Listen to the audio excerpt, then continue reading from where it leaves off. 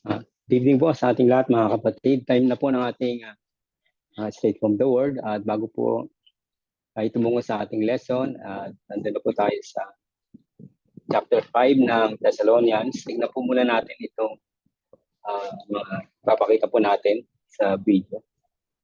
Ito po ay, sabi niya, return to me. Yan po ay nasa mga malaking billboard. No? Ito po natin yan, hindi lang dito sa atin, kundi maging sa ibang bansa. Then, ayan po, the end is coming. No? Of course, sa ibang bansa po kasi kuha yan. No? Yan po yung mga, alam po, mukhang ano pa yan, no? Parang nasa ano siya, no? Nasa, ano ba tawag dyan? Yung malaking, ano, yung graphic na ano, electronics. No? Then, the day of the Lord. Ayan, no? Yan po yung makikita natin. Yung pong mga ano, ay yung pong ang pag-uusapan natin, no? Sa gabi ito, yung tungkol sa the day of the Lord. At ito po yung continuation ng topic natin last time about the rapture, no? Yung paano po na mga nauna na namamahal sa buhay natin o kaibigan, ka-churchmate na nasa Panginoon, namatay na nauna ay sabi ni Paul, wag mabahala, mag-worry, wag malungkot kasi He will resurrect those who died in Christ first. Then after that, our bodies will be changed into glorified ones. Then we will be with the Lord for a time. Kasi po, habang nasa taas tayo with the Lord, dito naman po sa baba ay kakaroon ng tribulation. Ayo? So, basahin po natin yung text po natin, no? Para po meron ulit tayong idea. 1 Thessalonians chapter 5, no? Verse 1, no? Ito po yung sabi ng salita ng Lord. Sabi po ni Paul, now brothers and sisters, about times and dates, we do not need to write to you. For you know very well that the day of the Lord will come like a thief in the night. While people are saying peace and safety, destruction will come on them suddenly, as labor pains on a pregnant woman, and they will not escape. But you, brothers and sisters, are not in darkness, so that this day should surprise you like a thief. You are all children of the light and children of the day. We do not belong to the night or to the darkness. So then let us not be like others who are asleep, but let us be awake and sober. For those who sleep, sleep at night, and those who get drunk at night. Okay? Verse 8, but since we belong to the day, let us be sober, putting on faith and love as breastplate and the hope of salvation as helmet. Verse 9, for God did not appoint us to suffer wrath, but to receive salvation through our Lord Jesus Christ. He died for us so that whether we are awake or asleep, we may live together with Him. Okay, ito po yung encouragement, ito po yung exhortation. Therefore, encourage one another and build each other up, just as in fact you are doing. Amen. Ayo. So, ito po ang pag-usapan po natin sa gabing ito at tulungan po tayo ng Lord. Gabayin po tayo ng kanyang banal spirito as we study for tonight. Meron po lang tayong papakita na chart, no? Simple lang ito, no? Para hindi tayo maguluhan maigi. Ayan po, kung makikita po natin, no? Yung pong church age, ito po yan. Nagsimula po ang church age doon sa Acts chapter 2, no? Yung first sermon ng gospel na pinok ni Peter and 3,000 souls were saved, no? Yun po nag-umpisa ang church. So, ang unang church po, by location ay Jerusalem, no? Tapos po, pumalat na nga po. So since then, around 33 AD, hanggang ngayon po, ang tawag po dyan, hanggang sa kasalukuyan, at this very moment, nasa church age po tayo. Meaning, ang sentro po ng activity ng kaharian ng Diyos o ng kilos ng Diyos ay nasa church. No? Tayo. Tapos po yung sumunod na phase ay yung pong rapture. No? Yung pinag-usapan natin last Wednesday na sabi po natin, we will be caught up together with the Lord sa langit, and then pupunta po tayo sa itaas sa kanyang presensya, no, doon sa langit kasama po yung mga naunang mga Christians na nauna sa atin, no. Sabi ko nga po sa inyo, kung matatandaan ninyo, then there doon sa langit kakaroon po ng Bema judgment, no, yung tungkol sa ating paglilingkod na ginawa sa Lord, no. Then yung marriage supper of the Lamb, kung di po ba lagi ang metaphor po ng relasyon ng Diyos sa atin, maging nga po sa Israel tungkol sa husband and wife, no? Kaya kahit po sa Old Testament no, ang tawag po ng Lord sa kanyang bayan ay ano niya, sinta niya o beloved niya. So kasi yun po hanggang sa New Testament sa church, yun din po consistent po yung analogy o yung metaphor ng marriage, no? Kaya po yung John 14:6, yun po ay sabi, yun po ba sabi ng Lord, it is expedient that I shall go away because when I go, I will prepare a place for you, no? Then when after preparing a place for you, I will return and fetch you, no? Kumbaga, susunduin ko kayo at yun po yung yun po yung sinabi ko last time, yung analogy ng kasalan na pinaghanda muna ng groom ng matitirahan yung kanyang bride. So susunduin niya yung bride, kakasal sila, tapos dadalhin niya doon sa mansion niya. Tapos ang pinagawa. Kung tawag natin po doon ay rapture, no? Di po ba sa kasalan merong supper, no? Kumbaga may reception, ayun, no? Kumbaga may reception, di po ba? So ganoon mangyayari, no? Tayo po ang church yung bride, tapos po ang Lord ang pinaka-groom, no? Ito po yung yung consummation na kung saan sinabi niya nga po, di po ba, sa mga alagad so sa upper room, yung covenant, di po ba, yung sa communion na ginagawa natin. Di po ba sabi ng Lord, gagawin ko na, maulit ito kapag nandun na sa consummation na ng age, no? Pagdating nandun sa lapit, mauulit yung ganong piging, no? Okay? Yung tawag po natin dyan ay rapture nga, no? Mauna tayo dun muna. Tapos po, makikita po natin dyan, ayan na po yung 7-year na tribulation. Sino po yung maiiwan? Yung hindi po sumasampalataya sa Panginoon. Tapos po, nakasentro din yan sa mga Hudyo. Tandaan po natin, ang 7-year tribulation period, ito po yung program ng Diyos para ang Israel ay magbalik loob sa Kanya. Hindi po ba natin? Okay? At matindi po yung mangyayari dyan kasi may maliligtas pa rin ho sa tribulation, pero ang malamang na malamang po palagi martyrdom. Maliligtas lang po ang mga tao doon, halos mamartir na kasi may antichrist nga no, sa tindi ng persecution, sa tindi ng mga nangyayaring catastrophe. Kasi nga po, sabi po ng Lord, di po ba sa Matthew 24, merong kapighatian na mangyayari, no, pagdating ng panahon, no, referring dito sa end time, na kailanman ay hindi pa nangyayari sa istorya ng mundo. No? Yung sinabi niya sa Matthew 24. At yun po ay yung mangyayari. At papunta na po doon ang mundo. Pero tayo nga po ay shielded doon dahil tayo po ay kukunin ng Panginoon. And after that, after 7 years po, ayan po yung second coming. Kasama na po tayo dyan. No? Sa una po, sa rapture, Jesus came for the church. For para sa church. Dito po sa second coming niya, Jesus will return with us, with the church, no? With the church, ayun po ang ibig sabihin, no? Tapos po, kakaroon nga ng millennial reign, no? 1,000-year reign, yung righteous reign ng Panginoon. Amen po ba? Na kung saan yung justice, yung peace, yung righteousness, yun ang mag-prevail kasi nga po, yung earthly throne niya ay nandito sa lupa. Yun po yung Davidic throne na sinabi sa Samuel. No, kasi sabi sa Revelation na talagang kakaroon ng earthly reign.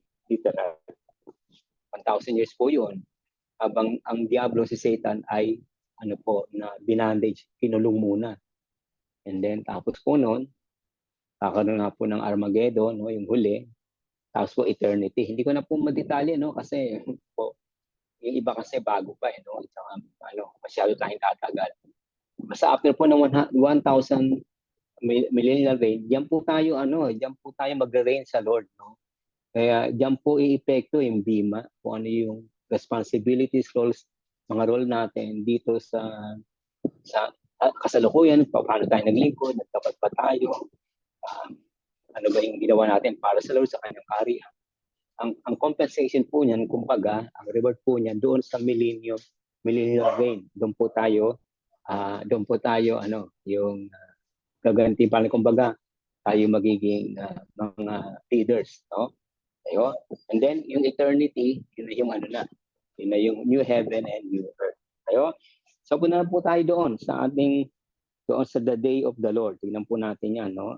Una po, mga kapatid, the second coming. The second coming of Jesus is referred to by Paul as the day of the Lord. Ayan po. The second coming of Jesus is referred to by Paul as the day. Hindi po definite yung article, the day of the Lord. No? So, ang second coming po sa stand natin na pre-tribulation tayo is to face. Yung unang rapture, yung unang dating niya sa cloud, aangat tayo. Tapos yung pangalawa niya, kasama na tayo yung church.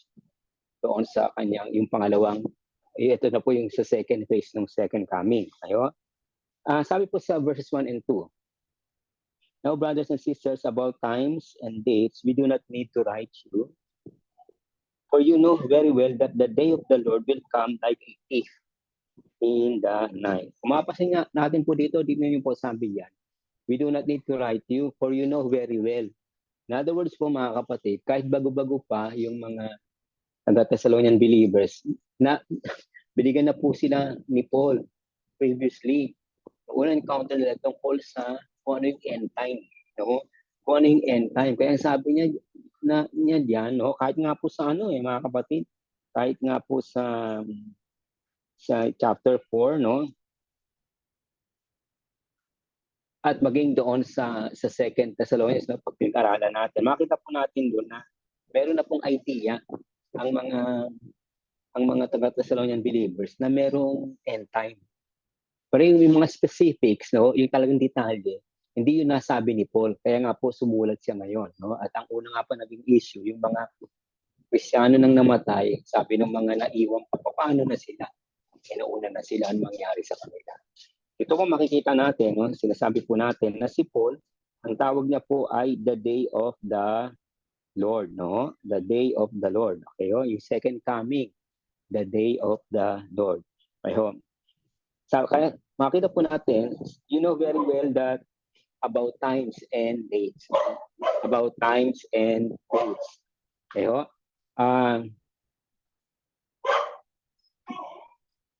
yung dates po, nag-refer siya doon sa chronology, doon sa time talaga.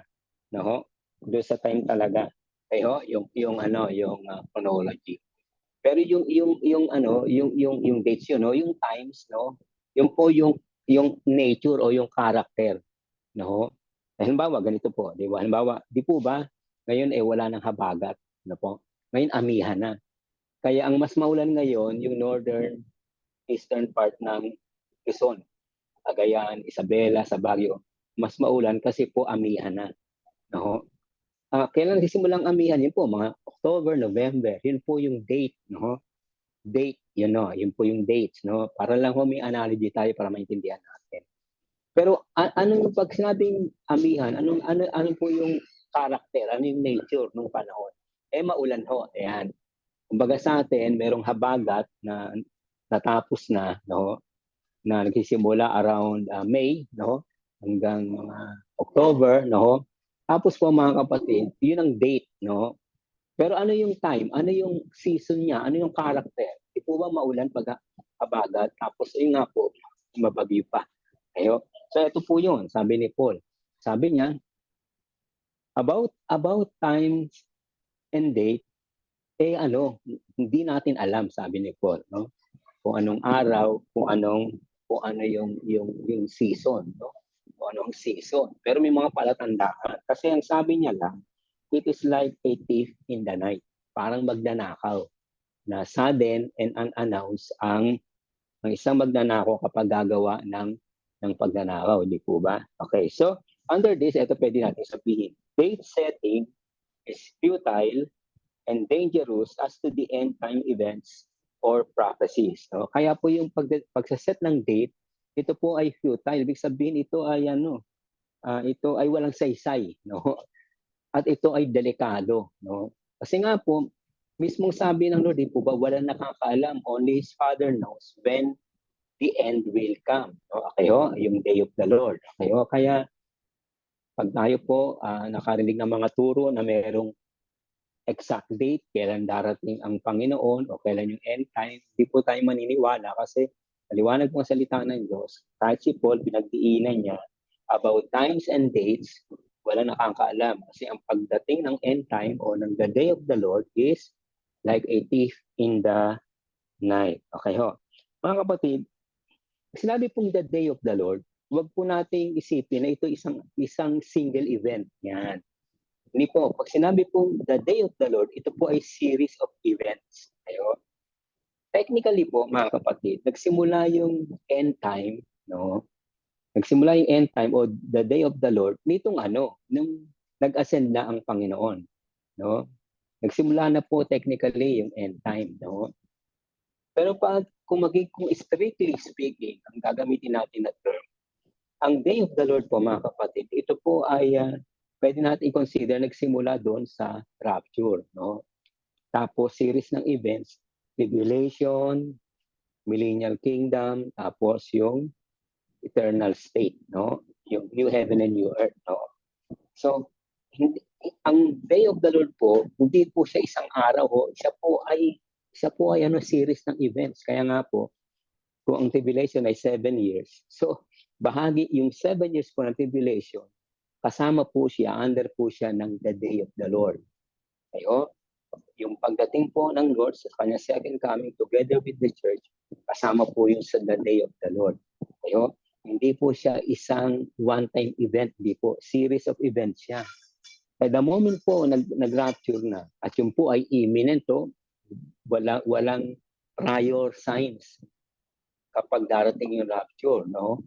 O yung catching up ng church. Wala pong sign yun eh. Wala pong signs, wala pong manifestation. Yun po bigla, imminent. Kaya nga po imminent eh. Basta biglang na walang kaabog-abog. Tapos po, ayan na po, kasama na po dyan yung the day of the Lord. Kasi immediately after that, papasok na sa tribulation ang buong sanlibutan. Kayo? So, ang day of the Lord po, ito po ay ito po ay season. Ayan. Meron po siyang panahon, at least merong 7 years na kasama. Tapos po, may 1,000 years, kung include natin yung millennial ng Lord, yun po. Pero yung season, yung unang season ng Day of the Lord ay catastrophic. No? Talaga pong matindi. Kasi yun po ay wrath ng Diyos. Yun po ay judgment ng Diyos sa sanlibutan at kasama po ang Israel. Pero instrumento lang po yun ng Diyos para ang Israel ay magbalik loob sa Kanya. Amen po. So, tandaan po natin po yun, no? Hindi po yung the day of the Lord, may date na, halimbawa sa September, October, halimbawa sa November 3, ang the day of the Lord. Hindi po. No? Isa po ay series po ng events yan. Okay? Tapos po, ang iba't ibang tawag po sa day of the Lord, wala po ito dyan, no? The time of Jacob's trouble. The time of Jacob's trouble, nasa Jeremiah 30 verse 3 yun. Ibig sabihin, ito po na kung saan talaga pong ang Israel po ay talagang yung wrath ng Lord sa Israel ay lalagay niya. Kaya nga po, time of Jacob's trouble. O, kasi nga po, ang isang objective talaga ng end time is yung Israel po ay muling i-redeem ng Lord kasi may covenant siya doon. Nalilihan po natin. Minsan po ang tawag po dyan ay simpling the day. Simple lang, the day. Meron naman po sa time, may time po naman sa Bible, ang tawag dyan ay the wrath of God. The day of the Lord is the wrath of God kasi nga po may tribulation. Or the day of vengeance. No? Yun po yung mga tawag dyan. No? But we will stick doon sa sinasabi nating the day of the Lord kasi mas siya. Mas comprehensive kasi siya, no? Kasi sa the day of the Lord, hindi lang naman judgment, may redemption, no? Kasi ang Israel nga po ay no? Israel will be saved, sabi nga ni Paul, no? Pagdating ng panahon. At yun po yung prophecy sa Isaiah, sa Jeremiah, mamaya po makikita natin. Kayo? Tapos po, ano pang characteristic? Sabi po natin na it's futile, it's dangerous na magbigay ng set. Pangalawa po, it will come suddenly and decisively, no? Again, sudden din po ito. Kasi po, kaya po sinasabi natin sudden, dahil po ang nakakaalam lang nito, tayo, nung nagbabasa ng salita ng Diyos, tayong mga manampalataya. Kasi alam natin yung end time, yung mga sinasabi ng Lord, particularly sa mga end time events. So tayo lang nakakaalam yan. Majority ng mundo, hindi nila alam yan. Kaya para sa kanila, pagdating po nito, sudden po ito. And decisive. Ibig kong sabihin, pag nandyan na to, that's it. Diretso na po yun. No? Kumbaga, yung intensity noon, yung intensification ng the day of the Lord, talaga pong buhos po yun. Decisive po at decisive and sudden. Next, it will come as an unfortunate reality because of its consequence. No? Ito pa po, no, dahil nga po mga kapatid, suddenly and decisively, darating po ito na hindi po handa ang sanlibutan. Sabi po sa verse 3, while people are saying peace and safety, destruction will come on them suddenly. Tingnan niyo po, destruction will come on them suddenly. No? Makakot unaware ho ang mga walang iniwan niya sa di po ba, may time siguro sa high school, di po ba, even sa college, biglang makakaroon ng surprise examination, surprise test, di po ba? Kung di ka nag-review, di ka nag-aral, bang bumagsak ka. Ito po, mas matindi ito kasi sabi nga po natin, ito po ay suddenly and decisive. While people are saying peace and safety, destruction will come on them suddenly. Tapos ito po ang metaphor, ang analogy. Para daw labor pains on a pregnant woman and they will not escape. Siyempre, hindi naman po ako babae. At tayong mga lalaki nakikinig sa hindi tayo makaka-relate ng labor pains. Yung mga mothers na sama natin ngayon, no? relate sila. Siguro pains, siguro napakasakit niya, no? Yung labor pains. Kapag nag-labor ata, alam ko ibig sabihin, mga anak ka na nga, diretso. So yun po ay picture ng yung day of the Lord. Revelation po ito, na kung saan suddenly, yung parang labor pains, talagang hindi na maaawat. Decisive na. Diretso na siya, tapos matindi ang sakit. No? Labor pains. Okay ho? Dito po pinicture ni Paul. At maging ng Lord sa Matthew 24. Itong mangyayari. And they will not escape. No? Wala pong pwedeng tumakas dito. Ang pwede lang pong makakatakas ka lang dito kung by that time, sasampalataya sa Panginoon ng tao. Yun lang po. Pero tandaan po natin, by that time, ang Antichrist ang nag-reign sa buong mundo. Kaya, napakahirap po, mga kapatid. You know? Okay?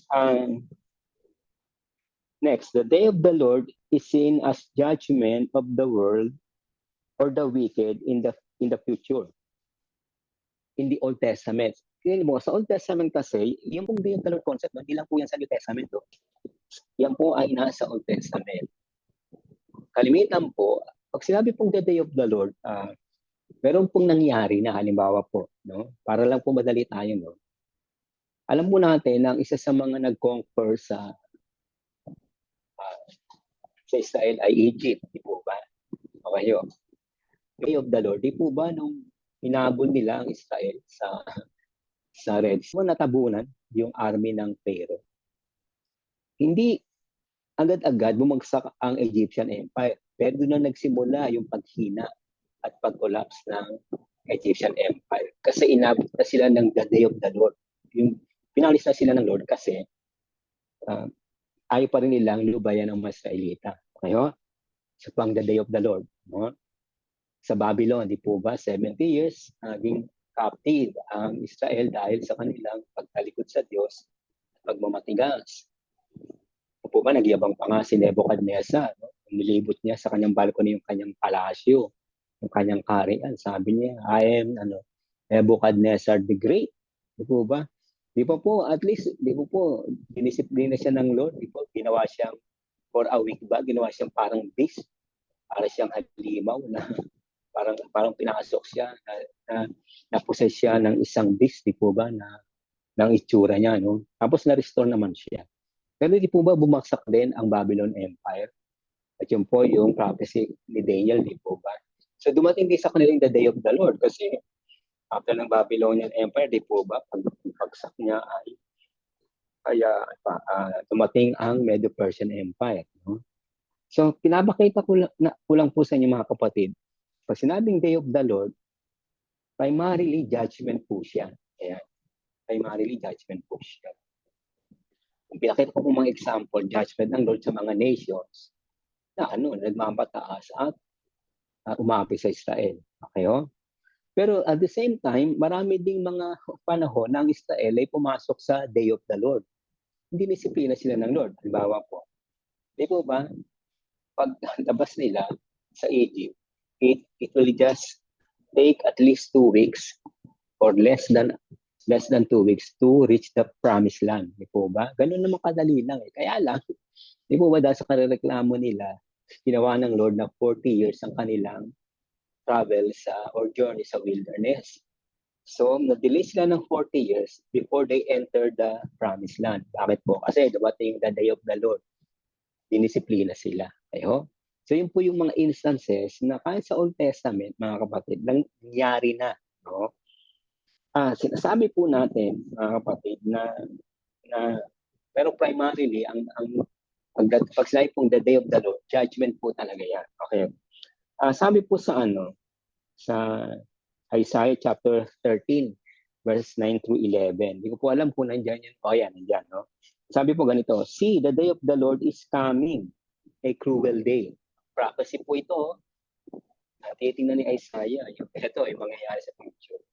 See, the day of the Lord is coming, a cruel day, with wrath and fierce anger, to make the land desolate and destroy the sinners within it. The stars of heaven and their constellations will not show their light. The rising sun will be darkened, and the moon will not give its light. Okay? I will punish the world for its evil, the wicked for their sins. I will put an end to the arrogance of the haughty, and will humble the pride of the ruthless. Kayo, bago po tayo pumunta doon sa susunod na passage, no? Kaya niyo po ito, ito po, itong Isaiah, ang pinakita, ito ay prophetic, ibig sabihin. Ang pinaka-ultimate fulfillment po nito, ito, yung darating na tribulation, yung ultimate. Kasi po, may mga prophecies po na fulfill po siya ng ng near, no? Near fulfillment, no?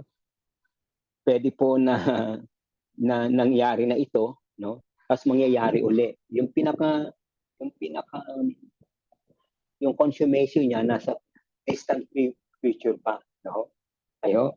Halimbawa po, ang Israel po, halimbawa, sabi ng Lord, di po ba, nakusap niya yung mga alagad.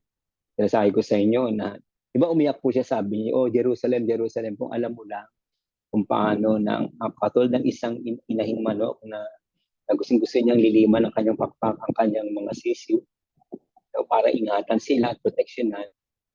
Ganon din ako, pero ayaw nyo. Sinasabi ko sa inyo na kakaroon kayo ng judgment. No? Because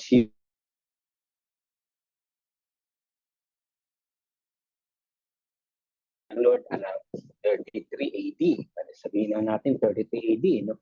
Kasi sinabi niya ito 1 week Yung last week niya bilang sa kanyang public ministry. Then he was crucified. No? Of course, he rose again from the dead. 40 years after, AD 70 po, binasak ng Roman Empire ang Jerusalem. Binasak po. No? Nakita niyo po, no, merong mga immediate fulfillment. Okay, ang mga prophecy. Pwede rin nating sabihin, itong sinasabi ni Isaiah, no, ito po ay na-fulfill na marahil sa ilang event sa Bible, pero yung ultimate, yung final fulfillment ng prophecy, mangyayari pa lang ho. At ito, tingnan niyo po ito.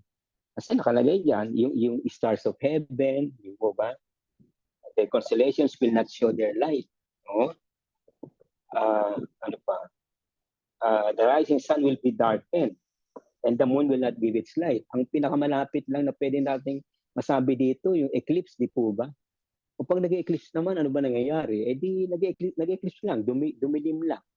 Yun lang. Pero yung sinasabi dito mga kapatid, yung pong ginamit po yung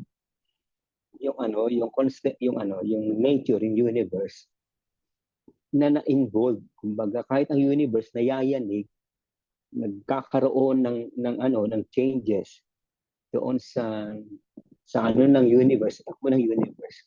Kasi nga po dahil sa the day of the Lord. Kaya malamang ito po mga kapatid ay tumutukoy na doon sa ultimate fulfillment ng talagang final end time. Ayo? Sa pa ho, sa Amos chapter 5 verses 18 to 20. Sabi po ganito. Woe to you who long for the day of the Lord. Who do you long for the day of the Lord? The day will be darkness, not light. It will be as though a man fled from a lion only to meet a bear. No? Okay? As though he entered a house and rested his hand on the wall only to have a snake bite him. Will not the day of the Lord be darkness, not light? Pitch dark without a ray of brightness. Ano? Ito yung mga lengguwahe na ito, mga kapatid. Ganyan po yung mga metaphor na ginagamit. Mga superlative na po ito. Hindi po, yung ganitong tindi po, na sinabi sa Amos, maging sa Isaiah, binasa natin kanina. Hindi pa ito nangyayari kailanman sa recorded history ng mundo. No? Hindi pa po. Pangyayari pa lang po ito. Pero as I have said earlier, mga kapatid, may mga multiple fulfillment na ng mga prophecies, pero hindi ganito ka-worse ang resulta. Kasi nga po, ang sabi ng Lord, darating yung time na ito ng matinding tribulation o kapigatian na kailanman ay hindi pa nararanasan ng sanlibutan. At hindi na nila mararanasan one time lang dito sa sinasabi niya sa tribulation o sa end time. Okay? So, yung Great Tribulation po, yun ang worst time. Just a worst time o season ng the day of the Lord. Okay? At tandaan po natin, no? Ang mga Israel po ay buhay. Nandito pa sila, no? Kasi nga po, hanggang ngayon, kaya nga po, nalimutan ko kanina. Kung ba sabi natin kanina, sabi ni Paul, as far as dates or time are concerned, huwag natin intindihin. Kasi ang pagdating ng Lord ay suddenly. Sabi ng iba, there will be safety, di ba? There will be peace. Alala ko tuloy, di po ba? Noong October 8 po ba o 7? Wala namang kamalay-malay po yung mga Israelita na kasi ang nangyayari po nung inatake sila po, di po, ng Hamas, no? Ay, meron pong dance festival, ayan. Nagsasayawan po sila eh, kung makita nyo sa YouTube at sa balita. Meron pong dance festival na nangyayari. So, nagkakasiyahan ang mga Israelita. Yung mga kabataan, yung mga nanay, yung mga lola, talaga meron silang party. Nagkakasiyahan nga sila, nagkakainan, iinom sila. Talaga may celebration. At yun nga po, ay isa nga po sa pista nila ay yung Yom Kippur, no? Isa sa celebrate nila. Kita nyo po, di ba? Biglang-bigla maya-maya dumating yung tragedy sa buhay ng marami doon, di po ba? Nahosit yung iba, di ba? Na pinatay, no? Inambus talaga, iba siguro. Ito yung sinasabi, di po ba? Sabihin na peace and safety, then suddenly, biglang dumating yung ganun tragedy. Yung po yung nangyari nun, may dance festival, tapos po biglang dumating yung calamity. Bigla silang inambus. Pag pinalaki po natin ang script, ganun po mangyayari. No?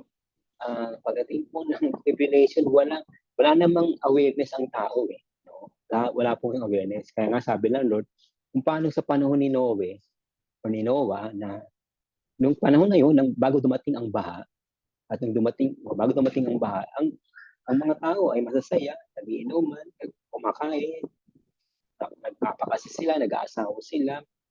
In other words, ang kanilang earthly life went as normal.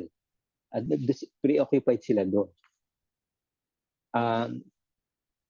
Tapos biglang dumating yung ulan, yung baha. But it was already too late. Ayun po yung sabi ng Lord sa mangyayari sa end time. So, nobody seemed to be aware. No, parang normal, parang okay naman. No? At yung pong binasa ko po, di po ba, sa last Wednesday, yung unang part ng end time signs, yung Matthew 24, verses 1 to 8.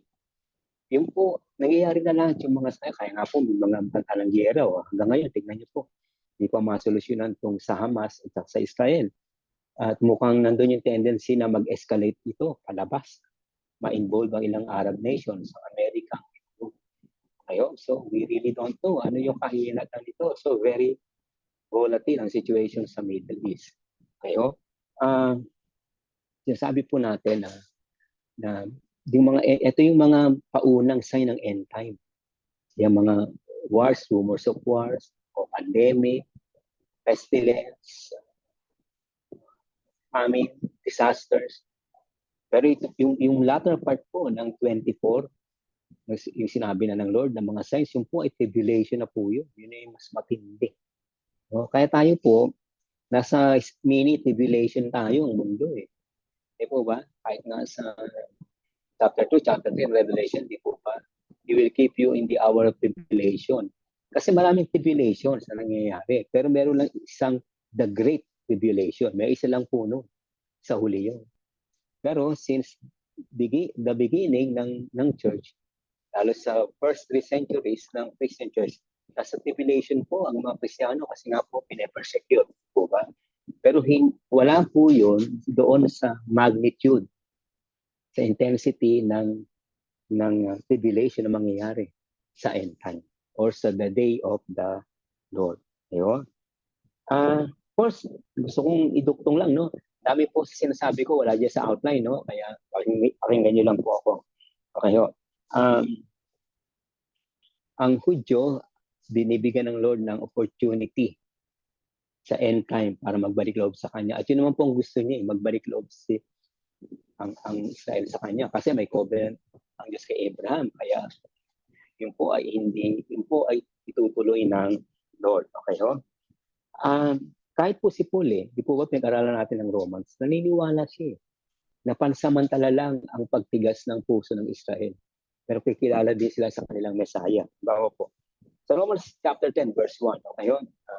Pakinggan nyo lang po ako. Sabi po, brothers and sisters, my heart's desire and prayer to God for the Israelites is that they may be saved. Sabi sa mga taga-Roman, sa mga Christian sa Rome. Alam nyo, mga kapatid, ang gusto ko talaga, ang desire ng puso ko at ang panalangin ko sa Diyos, ang mga Israelita, yung bayan ko, yung kalahi ko, ay maligtas. But yun ang prayer niya. Kasi nga po, di po ba nireject ng Hudyo, ng religious leaders, ng entire nation ng Israel, si Jesus as their Messiah. Kaya nga po si Paul kaya po lagi siya na-persecute, di po ba, nagtatreto ng kanyang buhay kasi pinapangaral niya si Jesus yung Messiah.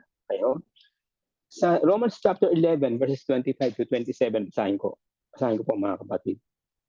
Sabi po, I do not want you to be ignorant of this mystery, brothers and sisters, so that you may not be conceited. Israel, pakinggan niyo po ito, Israel has experienced a hardening. Na-experience kayo ng Israel ang hardening. Ang hardening o pagtigas ng puso. In reference doon sa pagkilala nila sa kanilang Messiah. As far as yung law ni Moses, walang problema eh.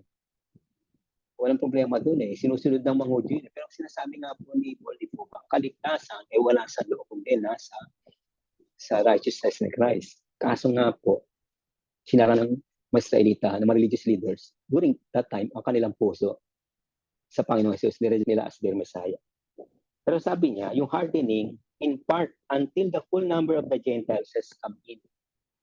Kaya nga po, habang nagmamatigas ang puso ng Israelita, ang focus po ng Diyos ay nasa church, nasa Gentiles. Yun po yung pinag-aralan natin sa Romans.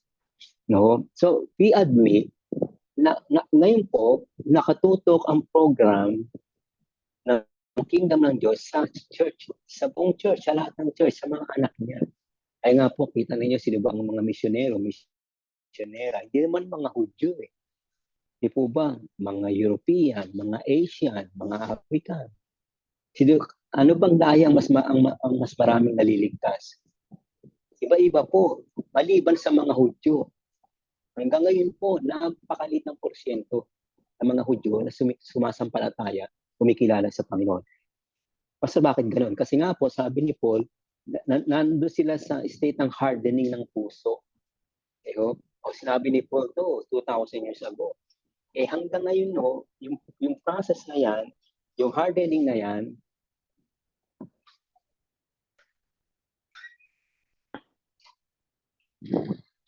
yung pong hardening na yan, hanggang ngayon ay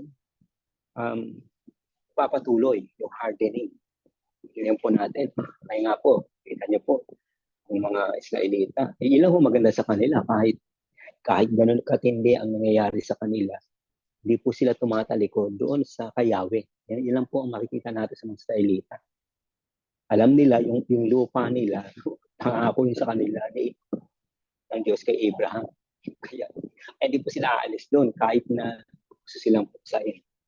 Pero nananatilang kalotohanan, hindi po sila kumikilala pa sa Mesaya. At yun po yung pinakamahalaga. Yun po yung pinakakailangan. Yun po ba? Kaya, diretso ko lang po, no? As it is written, the deliverer will come from Zion. He will turn godlessness away from Jacob. Aalisin daw ng Diyos yung godlessness, yung hindi pagkilala sa Diyos from Jacob. Sabi pong Jacob, nire-represent yung buong Israel. No? And this is my covenant with them when I take away their sins. Tingnan niyo po. Kaya, yan po ay nasa Romans 11:25-27. This is my covenant to them when I take away their sins. In other words, ang Diyos po sa kanyang sovereign will, sa kanyang covenant kay Abraham, no, at sa mga Israelita, sasampalataya sila. Pero nandun pa lang sila sa proseso ng hardening, pagtigas ng puso. So kailangan idaan sila sa matinding revelation para lang ma-realize nila, di po ba? Ilang sa revelation na kikilala sila. Whom they pierced, di po ba? Whom they crucified, sabi po sa Revelation, kikilalanin nila as Messiah. Tindihan po ba natin? Kaya yung pong the day of the Lord, involve po ang nation ng Israel. No? At hindi na po ako magdidetalye dito, no? Kasi siya tayong tatagal. Sabi ko lang po, bahagi ng end time event ay ang pagkilos ng Diyos muli sa mga taga-Israelita. So, kaya hindi ko nababasa ibang passage. Mahaba na tayo. Okay, the catching up, rapture of the church will shield her from the dreadful judgment of the Lord. Ayan po, eto naman tayo. Ngayon, kaya nga po, tingnan nyo, merong catching up, merong rapture ng church. Kasi nga po, napakatindi yung mangyayari sa tribulation. And hindi po dinisign ang tribulation sa church. Dinisign po ito sa buong sanlibutan na katulad ng panahon ni Noah na nagmatigas at lumayo sa Diyos. At dito nga po kasamang mga Israelita na ayaw kumilala sa kanilang Messiah. The catching up of the church will shield her from this dreadful judgment of the Lord. Sa verse 5, sabi po, but you brothers and sisters are not in darkness. So sabi niya sa mga taga-Thessalonica, pero huwag kayong mag-alala. Kayo, mga kapatiran, ay wala sa kadiliman. So that this day, tingnan niyo po, so that this day, referring doon, no, sa sinasabi ni Paul, no, that this day should surprise you like a thief. Pero huwag na kayong magulat na mangyayari yan. Ganyan, no? You are all children of the light and children of the day. We do not belong to the night or to the darkness. So, ang tribulation po mga kapatid, the day of the Lord po, nakasentro po siya, hindi sa mga Kristiyano. Hindi po sa church, nakasentro po siya sa sanlibutan at sa nation ng Hudyo para magbalik doon sa kanila at sa mga tao sa sanlibutan sa pagdating ng tribulation na maliligtas pa, nasasampalataya pa. Kasi nga po, di po ba, may 144,000 na mga evangelist na Hudyo, may 2 witnesses, di po ba, na magpo-proclaim ng gospel.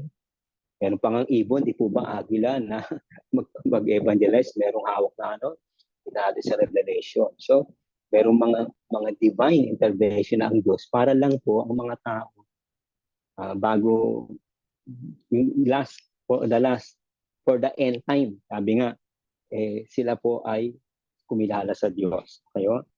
So, safe po tayo, mga kapatid, doon sa judgment na ito. Kasi nga po, we will be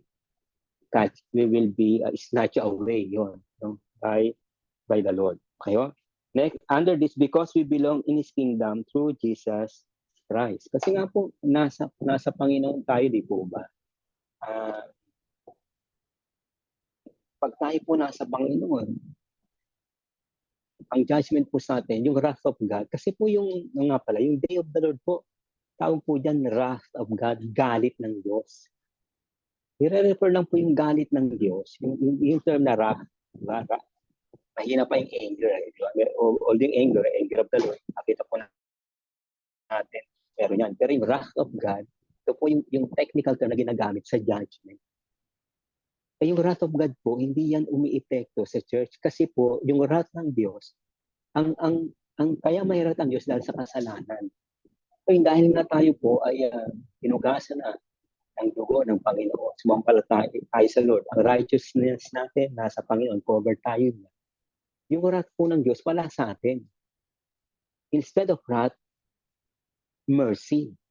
Instead of wrath, grace. Instead of wrath, forgiveness. Kasi ang Panginoon nasa atin. Kung po ba kinilala natin yung Messiah, yung Savior? Nasaan ngayon ito yung wrath? Sa sino man tao na wala sa Kanya, si Jesus, nandun ang wrath ng Diyos. Yun yung sinabi sa Romans. The wrath of God remains sa mga tao na wala sa Panginoon. Hindi po ba natin? Kaya po yung the day of the Lord, wrath po yan ng Diyos. Wala pong wrath ang Diyos sa church. Wala po. Kasi nga po dahil sa Panginoon. Hindi ibig sabihin, perfect ang church. Hindi po, sinasabi ko lang ganito po. Yung wrath, yung galit ng Diyos in relation to sin, putol na po yun dahil sa Panginoon. Pero tayo, dumating din tayo sa katigasan. Katulad sa Revelation 2:3, di po ba? Kakaroon din ng problema, mga Kristiyano. Nangihina, nanlalamig, sumusuway.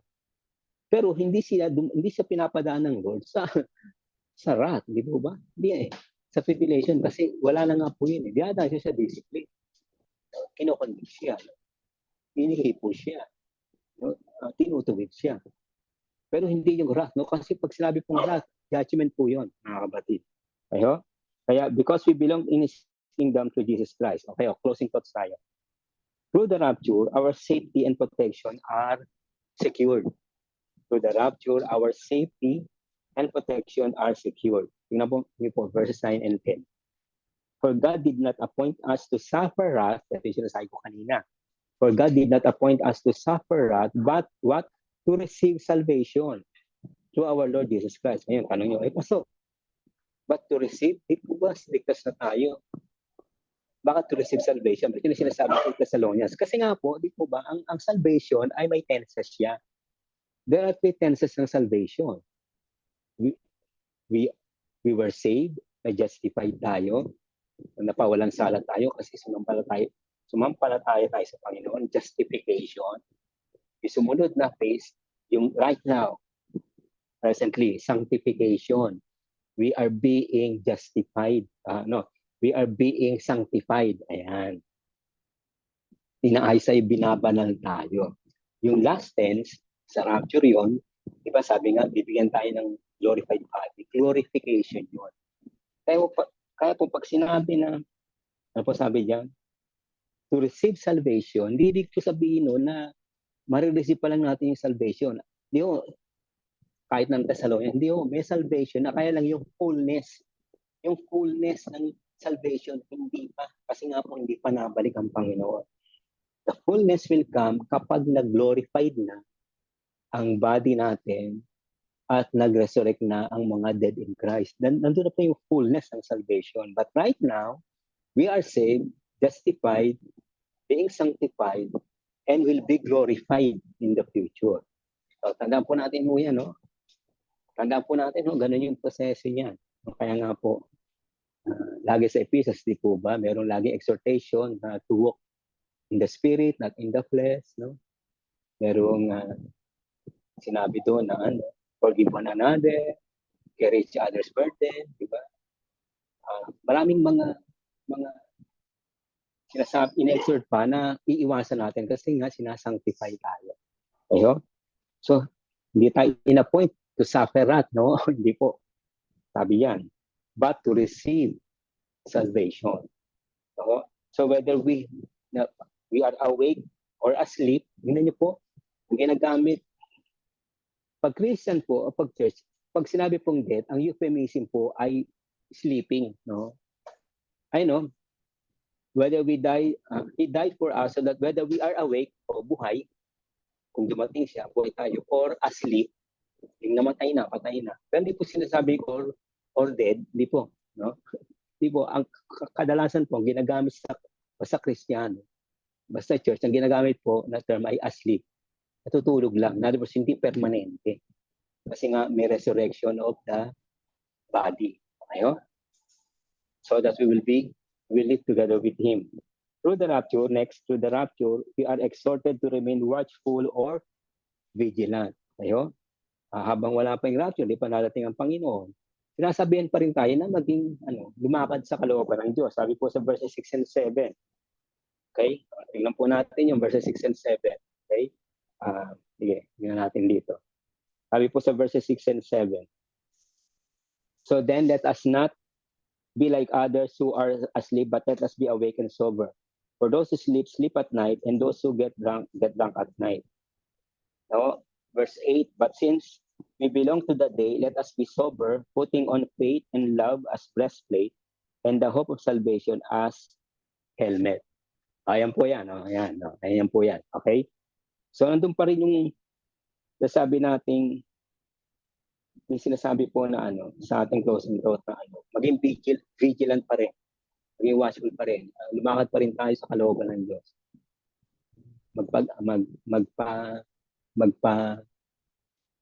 Sabit pa rin tayo sa Panginoon. Magpambold pa rin tayo sa Panginoon. No? Kasi nga po, darating din yung time sa atin. Rapture, we really don't know. Imminent na yun no? Walang sign. Tapos po, through the rapture, we can be united in encouraging one another to build each other's faith for His sake. At sa interpersonal relationship, sabi po, ito po yung gagawin natin, magpalakasan, mag-edify, no? Kaya po, dahil alam natin na may rapture, na kukunin tayo dito ng Lord, kaya dapat gawin natin, dahil nandito pa rin tayo, magpalakasan, mag-edify, mag-encourage sa isa't isa, maging considerate sa isa't isa, magtulungan sa isa't isa. Intindihan po ba natin? Yun po yung exhortation. Sabi po sa verse 11, therefore encourage one another and build each other up, just as in fact you are doing. Ginagawa na naman ito ng mga taga-Thessalonica. Pero sabi ni Paul, keep on doing it. No? So in-encourage na dahil nga darating yung yung kapigatian, pero okay, wala na tayo doon. Pero maghanda pa rin tayo kasi any given moment darating ang Panginoon sa cloud at susundin tayo. So kailangan tayo ay lumakad sa kanyang kalooban at meanwhile magpalakasan tayo at mag-encourage sa isa't isa bilang magkakapatid sa Panginoon. Kung sabi ni Paul din, hindi po sinasabi ng salita ng Diyos sa atin. Ngayon, no? So, yan po yung at least, no? Yung ilang bagay ng end time. Hindi pa ito exhaustive, no? Pero sana po nakatulong ito para magkaroon tayo ng at least ng significant na information and knowledge po tungkol sa end times, the day of the Lord, tungkol sa rapture. You know? Sa Wednesday po kasi wala tayo, sana tapos na tayo. Sabi ko nga po sa inyo, October tapos tayo rito, 1 Thessalonians. Kaya lang po ba, hindi tayo pwede sa Wednesday kasi November 1st yun. So wala po muna tayong straight from the word. Alam ko po na merong isang tradisyon na ginaganap sa atin na marami sa family ay bumibisita doon sa mga punto, di po ba? Kaya kapatid, wala po tayong straight from the word this Wednesday. So malamang po yung susunod, doon na natin matatapos yung natitirang verses po ng 1 Thessalonians. Kahit po salamat sa gabing ito, pagpalain po tayo ng Lord, tayo po yung manalangin. Aming Ama, salamat po sa iyo sa oras na ito. Nawa po, ang aming pinag-usapan tungkol sa the day of the Lord, tungkol sa rapture, nagbigay po ito ng positive na impact sa mga buhay natin. Nag-gain kami ng knowledge, ng wisdom, hindi lamang po yun, na-charge din po kami to be prepared at all times because we don't know kailan po yung pagbalik mo para sunduin po kami. Kaya tawag po namin catching up or snatching away or yung rapture. Maraming pong salamat, dear Lord, sa gabing ito na aming pamahinga. Naranasan po namin ang inyong mayamang pag-iingat. Kayo po ang mapapurihan, maluwalhati sa aming kalagitnaan. Dalangin po namin ang mga bagay na ito sa pangalan po lamang ni Jesus na aming Panginoon. Amen. Praise God. Muli po, magandang gabi sa ating lahat.